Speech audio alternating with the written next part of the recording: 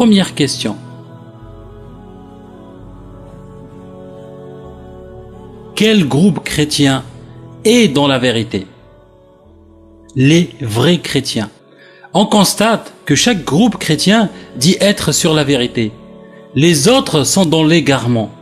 Un exemple, la bête noire pour les catholiques sont les protestants, les évangélistes, et vice-versa.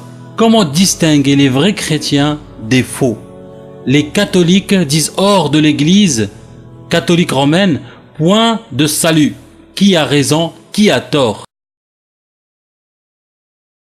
Dans l'Église catholique, à cause de la présence du pape, il y a donné le signe de l'unité, qui est le signe de l'Église du Christ venue pour rassembler les hommes en un seul troupeau.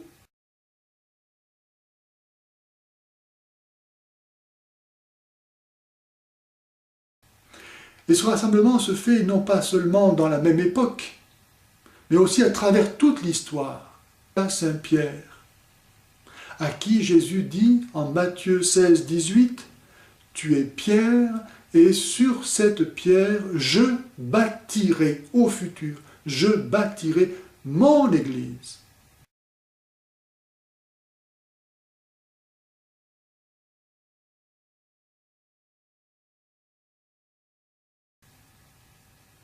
Et donc j'ai vu que cette succession des papes était comme le fil rouge par lequel, à travers l'histoire, je pouvais être relié à la fondation même de l'Église par Jésus.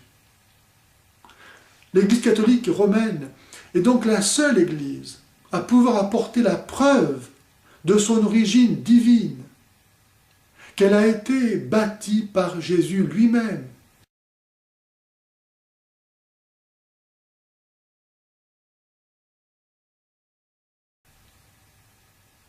Avant Luther, au XVIe siècle, il n'y a pas de protestants.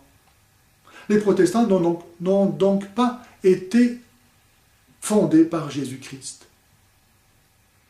Jésus-Christ n'a fait qu'une Église, afin de rassembler tous les hommes dans l'unité de la même foi.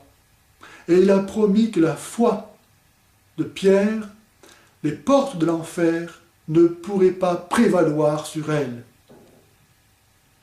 Celui qui cherche quelle est l'Église de Dieu, car Dieu est unique, le médiateur est unique, la foi est unique, le baptême est unique, et l'Église aussi est unique. Celui qui cherche cette unique Église ne peut pas ne pas la trouver, car elle est la seule dans l'histoire de l'humanité à pouvoir apporter la preuve historique de son origine par Jésus-Christ lui-même.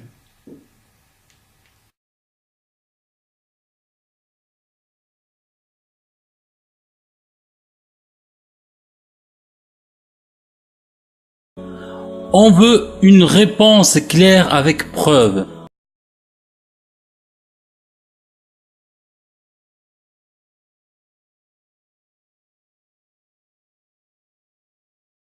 Argumentation solide.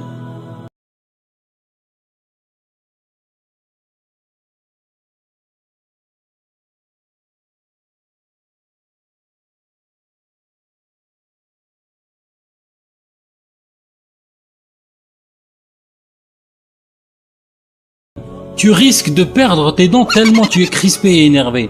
Tu as envie d'insulter et de maudire.